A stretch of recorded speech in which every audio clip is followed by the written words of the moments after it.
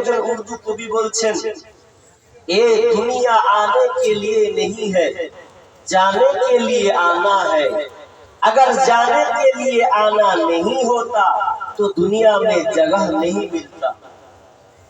এই দুনিয়াটা আমাদের থাকার জায়গা নয়, আর চিরস্থায়ী থাকলে সেটা আমাদের দ্বারা সম্ভব হতো না বসবাস করা। এই পৃথিবী একদিন তছনছ হয়ে যাবে, চুরমার হয়ে যাবে। কিভাবে চুরমার হবে এটা বিষয় আমার আজকে নয়, তবে একটু আপনাকে টাচ করব যে পৃথিবী আর থাকবে না। একটা হাদিসের মাধ্যমে আমি আপনাদেরকে বুঝিয়ে দেব যে পৃথিবীটা কেমন হবে। তবে যে আয়াতটা পড়েছি, আয়াতটা পড়ে তারপরে আমি হাদিসের দিকে সরাসরি চলে যাব। বিসমিল্লাহির রহমানির রহিম।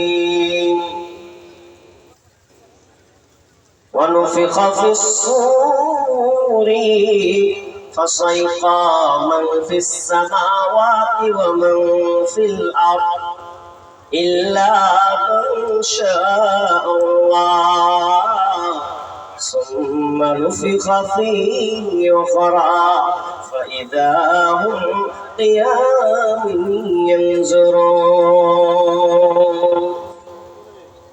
রব্বুল আলামিন বলেন, আমি ইসরাফিল আলাইহিস সালামের মাধ্যমে এই পুরো পৃথিবীটাকে তছনছ করে দেব। কিছুই থাকবে না, সব তোড়ফোড় হয়ে যাবে।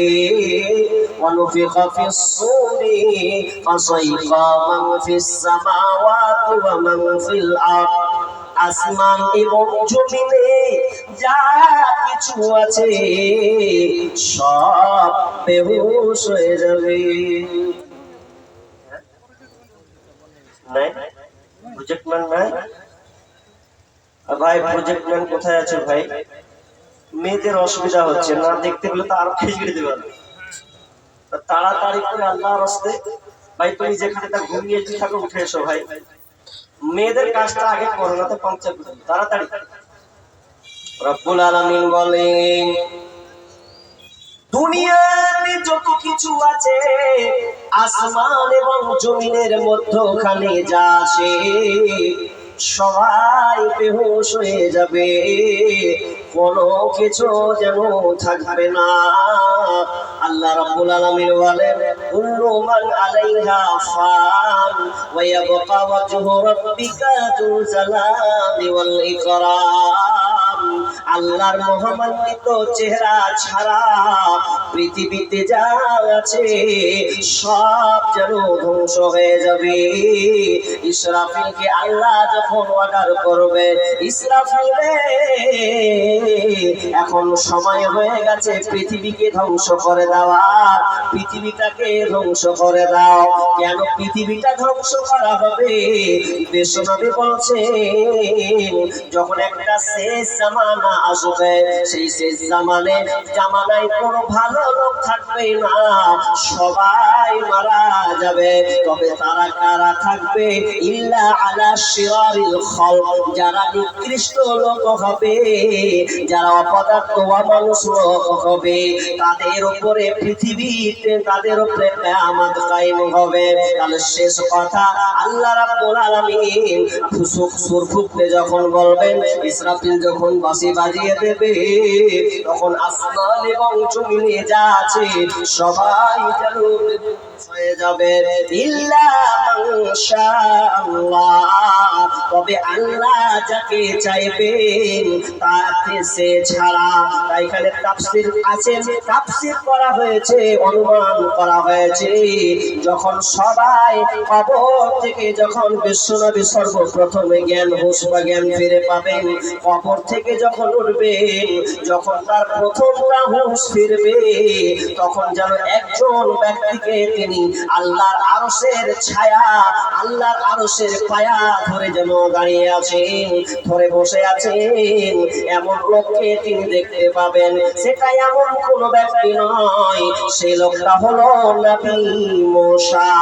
বিশ্বনবী অনুমান করছেন যে হতে পারে আল্লাহ তাকে সম্মানটা দিয়েছেন, যখন কিনা আল্লাহ তাআলা আছে আল্লাহকে বলেছিলেন নবী মুসা, আল্লাহ আমি তোমার চেহারা খানটা দেখতে চাই, আমি তুমি কেমন এটা আমি দেখতে চাই। আল্লাহ এক কথায় বলেছে মুসা রে তুমি আমাকে দেখতে পারো না, তোমার এই দুনিয়ার চোখে আমাকে দেখা সম্ভব নয়। মনোজোর লাগিয়ে আল্লাহ তাআলার ছাটটা নিয়ে সে যেন সঙ্গে সঙ্গে বেহুশ হয়ে গেছে। বিষ্ণুনবী অনুমান করছেন হতে পারে নবী মুসাকে ওই সম্মানটা আগে দেওয়া হয়েছে, কারণ নবী মুসা সেই সময় বেহুশের মধ্যে ছিলেন, সারা পৃথিবী হুশের মধ্যে ছিল। আল্লাহ পৃথিবী ধ্বংস করবেন। দ্বিতীয় কি হবে?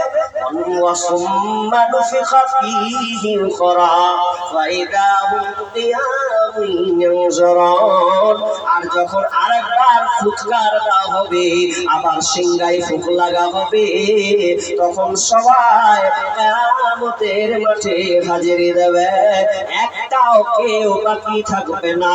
কারণ আল্লাহর চ্যালেঞ্জ আছে।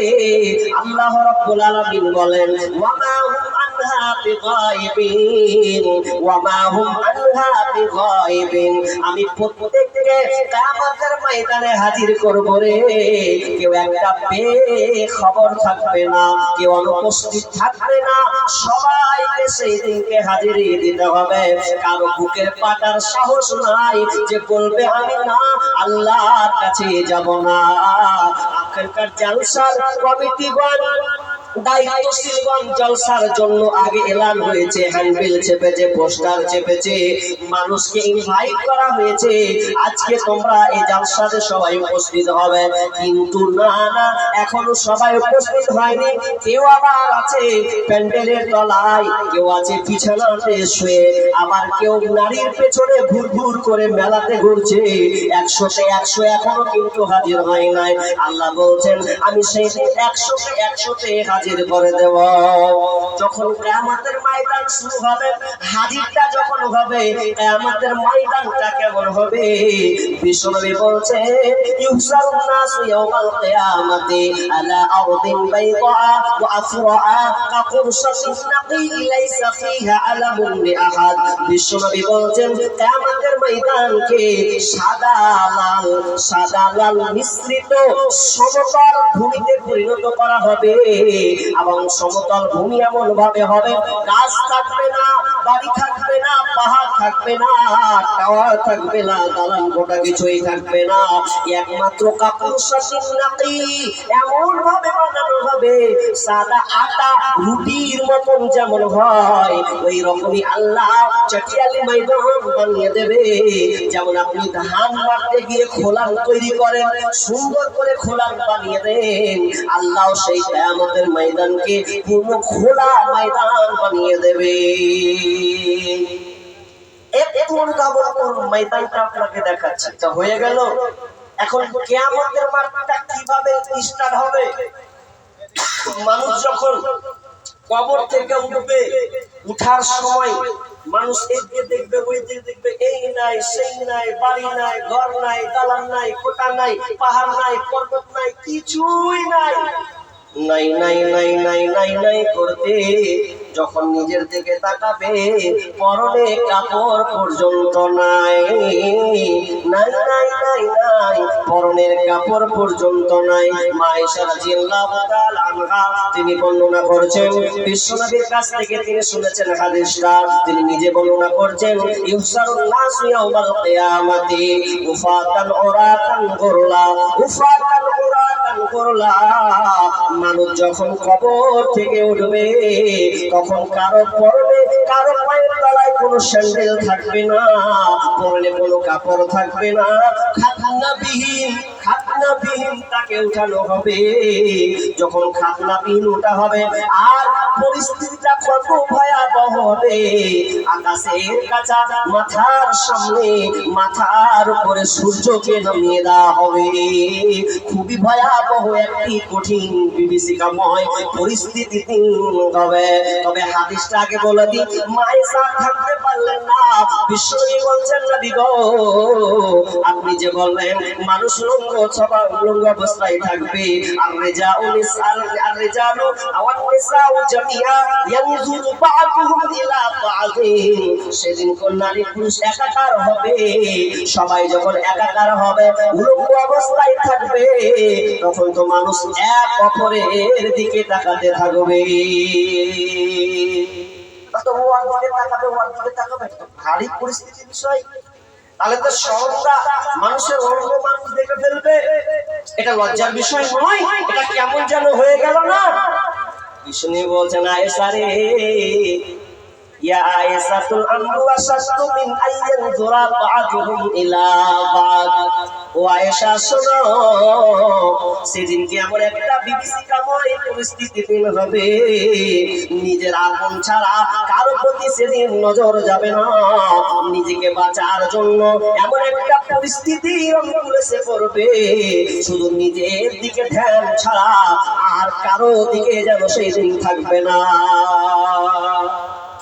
একটা চট করে উদাহরণ দিতে হলে আপনি বুঝে নেবেন, আপনি হাদিসটা বুঝে নেবেন চট করে। একটা ছেলে নতুন বিবাহ করেছে, এখন নতুন বিবাহ যখন করতো, আর স্ত্রীর যদি হয় 5 খাটানিতে হয়তো হবে। এখন ওকে যদি বলে হাজি তোমাকে বিয়ে করে লেছি ঠিক, কিন্তু আমার বিয়ের আগে থেকে আপনার ছিল যাকে বিয়ে করবো সেটাই হতে যাবে, ও আগে শোয়া করে। তো স্বামীকে বলতে হাজি স্বামী চলো না একবার হাজার দুয়ারিটা দেখে আসবো, দরকার হলে পাশে বেলডাঙ্গাতের মসজিদ আছে ওখানটাও দেখিল, চলো না একবার ঘুরে আসি। আচ্ছা বউ পাগলা নাকি? স্বামীরা হচ্ছে বউ পাগলা। বউ পাগলা যখন উনি তো নিয়ে যেতে হবে না, তো গোলমালেও 6-9 করবে। আপনার যখন করেছে তো নিয়ে যাই। আর যখন নতুন নতুন বিয়ে করতে সবার মজা লাগে যে বউ একখান পেয়েছিল, ঘুরা বছর খুব মজা পেয়েছে। বিবির যদি মন খারাপ করে, মায়ের যদি মন খারাপ করে, কোনো যায় আসে না। বিবি যদি গাল খুলে থাকে, হ্যাঁ কি হয়েছে তোমার গাল ফুলা আমাকে ভালো লাগে না দেখতে, কেন তুমি খুশি খুশি হাসো না কেন কও তো? মা যে বলবে করুকা নাকি? বউ মন খারাপ করে তখন বলবে মিষ্টি বউ আমার কেন দেখি মন খারাপ তোমার, মিষ্টি বউ আমার কেন দেখি মন খারাপ তোমার, আমি বাড়ি প্রবেশ কালে কেন তোমার মুক্তি ভার, মিষ্টি বউ আমার কেন দেখি মন খারাপ তোমার, আজ বাড়িতে কি হয়েছে মা কি কিছু বলেছে, জলদি করে বলো আমায় সঙ্গে না যেতে রে আর, কেন দেখি মন খারাপ তোমার, মিষ্টি বউ আমার কেন দেখি মন খারাপ তোমার, আমি তোমায় করতে খুশি দিতে পারি গলায় রশি, আমি তোমায় করতে খুশি দিতে পারি গলায় রশি, আস্থা না থাকিলে তোমার, আস্থা না থাকিলে তুমি ট্রাই করে দেখো একবার, কেন দেখি মন খারাপ তোমার, মিষ্টি বউ আমার কেন দেখি মন খারাপ তোমার। এবার বিবি বলছে তোমার মায়ের জ্বালা স্বামী সহিতে পারি না আমি, তোমার মায়ের জ্বালা স্বামী সহিতে পারি না আমি, থাকবো না এই বাড়িতে, থাকবো না এই বাড়িতে, চলে যাব বাপের ঘর, কেন দেখি মন খারাপ তোমার, মিষ্টি বউ আমার কেন দেখি মন খারাপ তোমার। স্বামী আপনার বারবার বিবির মনটাকে জয় করে। এখন বিবি বলছে স্বামী গো আমি হাজার দুয়ার দেখতে যাব, আমার মনের তামান্না অনেক দিনের সাথ স্বামীর সঙ্গে যাব, এখন আপনাকে পেয়েছি। এখন বিবি বলছে কাটে যাবে, বলছে একটা স্কর্পিও গাড়ি করো, গাড়ি করো, দুজন মিলে যাব, আনন্দ করতে করতে যাব। এবার বলছে ঠিক আছে করলাম। এখন স্বামী স্ত্রী বউ পাগলা স্বামী এখন একটা স্কর্পিও গাড়ি করলো, গাড়ি করার পরে যখন সুন্দর করে দুজনে চেপেছে, বিবি তো এত সুন্দর করে সেজেছে, অমুক গ্রামের বিউটিফুল নারী সুন্দরী মহিলা দেখে যেন প্রাণটা জড়িয়ে যায় স্বামীর। এখন দুজনে বসেছে, বসে চলতে চলতে চলতে পূর্ণিয়া মঠ পর্যন্ত গেল, করতে করতে ডালখোলা পর্যন্ত ঢুকে গেল, দুহুমনা চলে গেল, দুহুমনা হয়ে চলে গেল আপনার কিনা রায়গঞ্জ পর্যন্ত পৌঁছে গেছে। রায়গঞ্জ যখন গেল, এমন সময় যেতে যেতে যেতে যখন ইতালি আপনার কিনা ইটাহার ঢুকবে, ওই সময়তে ওরা সুন্দর করে আয়েসারামের গল্প চলছে, মনোরম প্রেম প্রীতির গল্প চলছে। বিবি খালি সুন্দর করে বারবার পোশাকটাকে ঝাড়ছে আর স্বামীর দিকে দেখা যে দেখো জান আমার, দেখো তুমি আমার দিকে বারবার দেখো, আনন্দ রসে রঙের মধ্যে ডুবে গেছে। এমন সময়টা এবার হঠাৎ করে মুখটা বাহির করে বলছে, তোমাদের ঘাটাঘাটানি কমাও, আর করতে হবে না, কারণ চলছে 120 গতিতে গাড়ি চলছে। এমন সময় ব্রেক ধরছি, ব্রেক ধরে না। এখন কেমন লাগে? গতিতে চলছে, তখন এবার তো মন খারাপ, স্বামী তো মেজাজ গেছে ঘুরে, ব্রেক ধরে না, কি হবে রে? ও তো ভাবছে কোন টাম্পারে ঢোকাবে না, নদীতে ফেলবে না, খালে ফেলবে, কিছু থাকবে না। এই সময় বিয়ে বলছে, বাদ দাও না ড্রাইভারের কথা, আমার দিকে দেখো, চাঁদ ভরে যাবে, আমার এত সুন্দর চেহারা, জোরসে একটা হুড়া মেরে বলবে তোর কিছু বইতে দিয়া, কি ড্রাইভারের কথা শুনিস নি?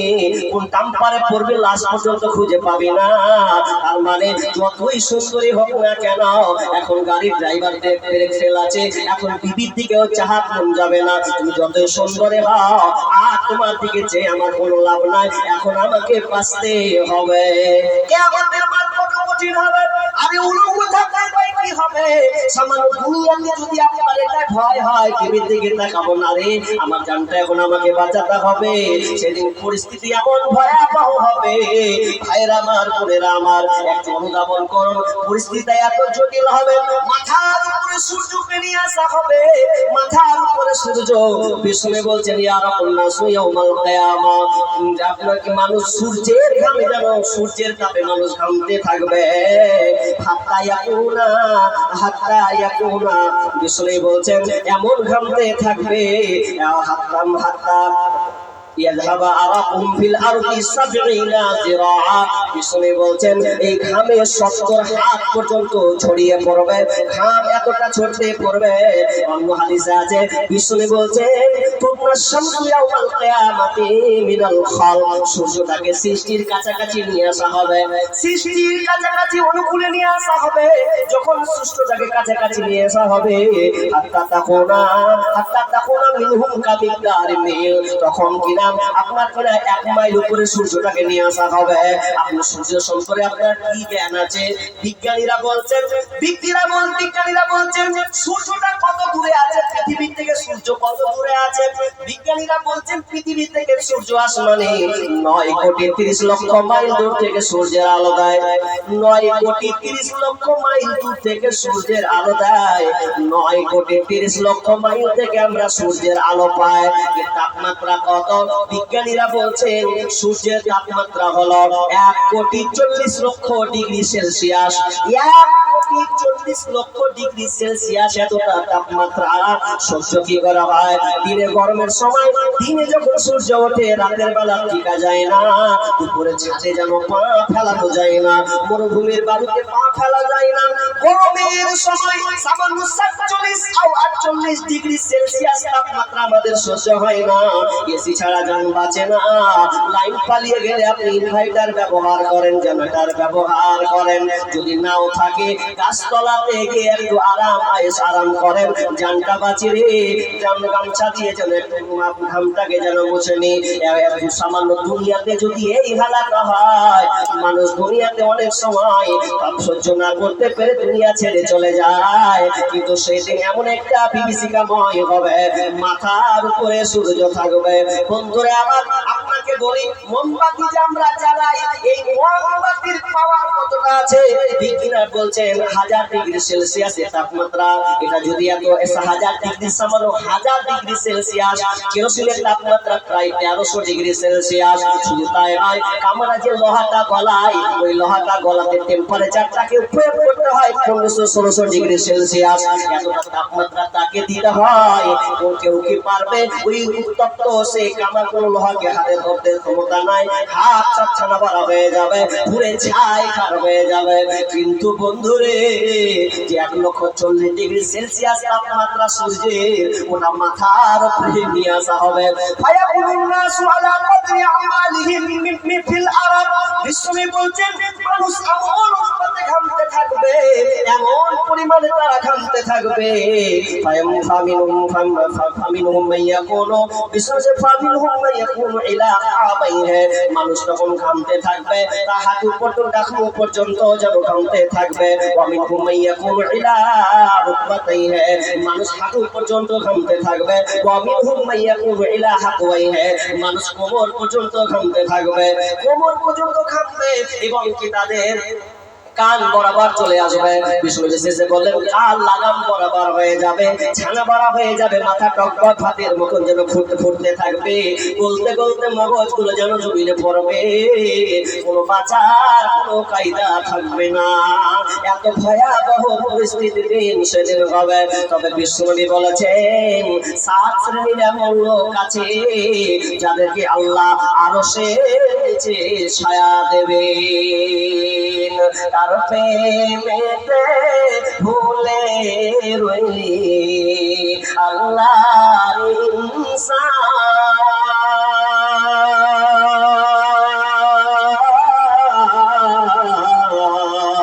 না মানলি ফরমান রে তুই, না মানলি কোরআন, না মানলি ফরমান রে তুই, না মানলি কোরআন। নাম নিশানা নাহি ছিল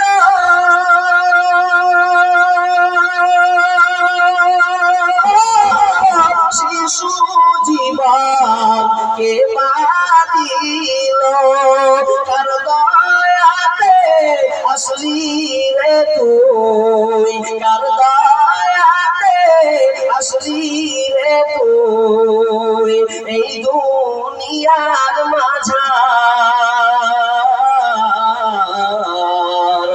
না মানলি ফরমান রে তুই, না মানলি কোরআন। শিশু ছিলিম জোয়ান হইলি,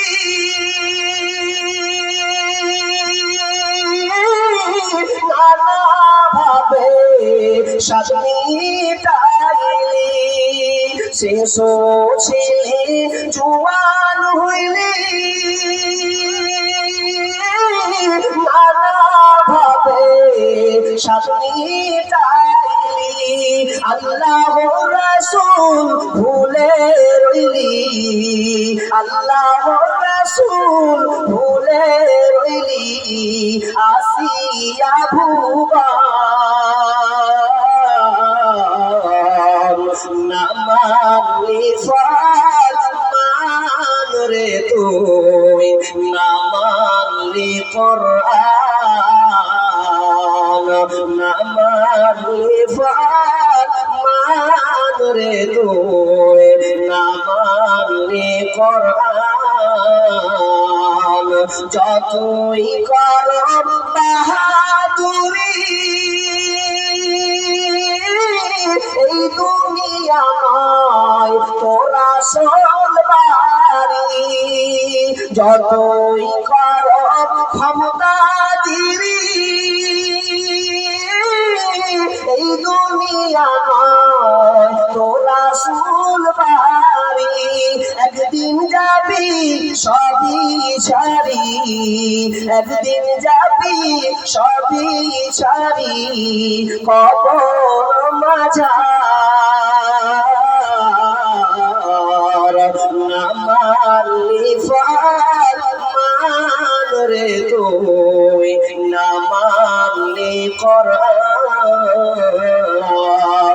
না মানলি ফরমান রে তুই, না মানলি কোরআন। কোনো পালাবার রাস্তা নাই। তবে তারা যারা ঈমানদার হবে, যারা আরশের ছায়া পাবে, 7 শ্রেণীর লোক আরশের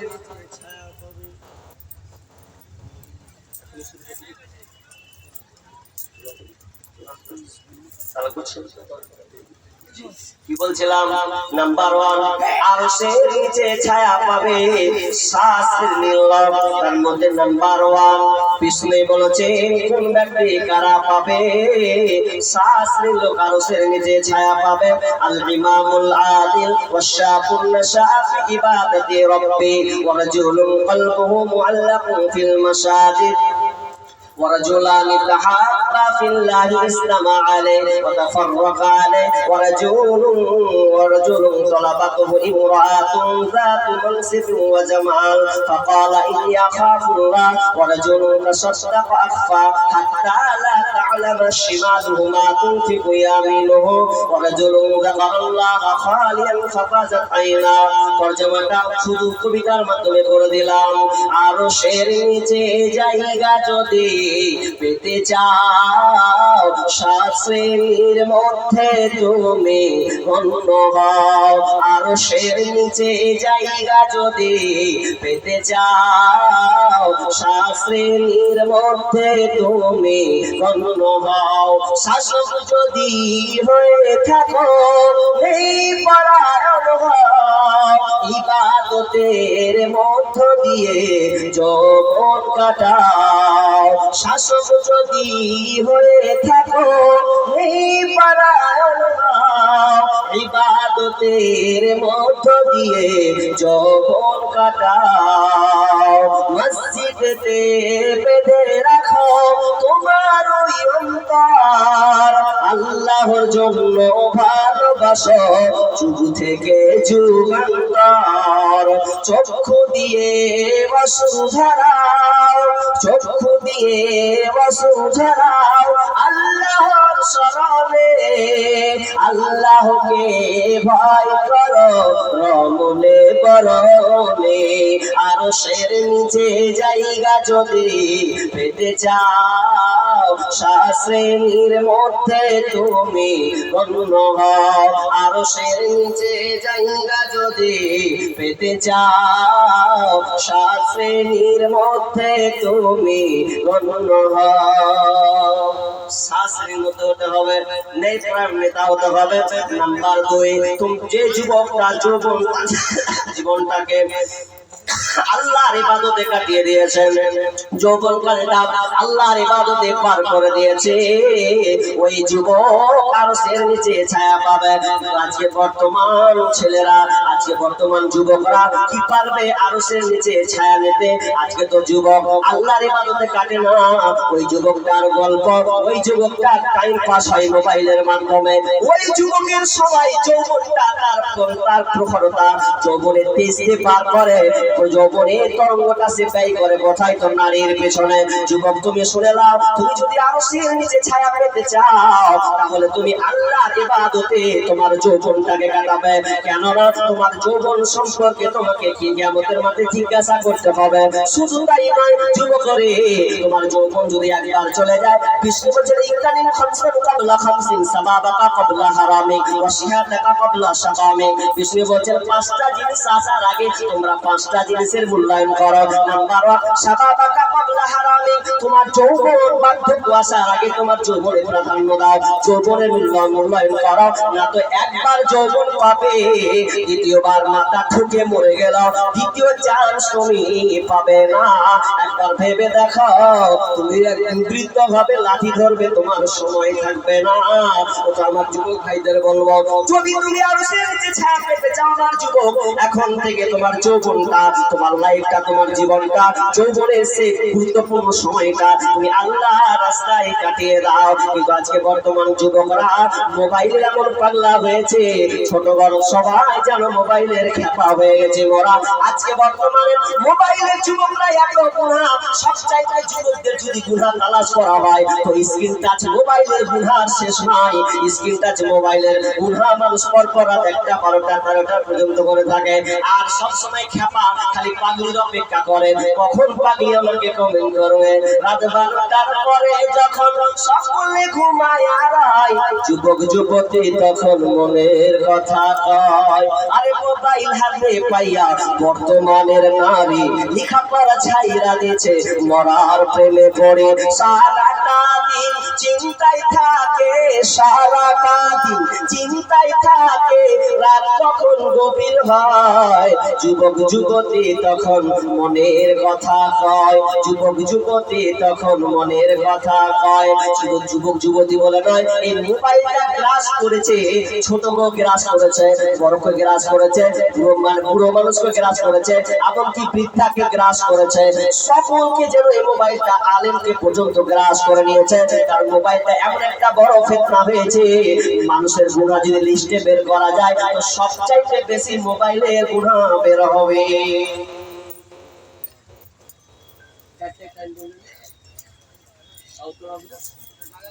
ভাইয়া আমি আর বক্তব্য বাড়াচ্ছি না, তবে যুবক তুমি তোমার যৌবনটাকে আল্লাহর ইবাদতে কাটাও। তুমি তোমার অন্তরটা মসজিদের সঙ্গে সম্পৃক্ত রাখো। কোন যুবক যদি মসজিদের থাকো, একটা নাকফুল নেমল থেকে একটা এসেছে, আহা আল্লাহুম্মা আনতাস সালাম, বাবার জন্য ওমিনকাস সালাম, তাবারাকা ইয়া যাল জালালি ওয়াল ইকরাম রব্বুল আলামিন। একজন বোন আল্লাহ তোমার এই মাদ্রাসাকে স্মরণ করে, তোমার মাদ্রাসাকে মনে করে নাকের ফুল একখানটা পাঠিয়েছে, আল্লাহ কবুল করে নাও, বালা মুসিবত করে দাও। বাবার জন্য দোয়া চেয়েছে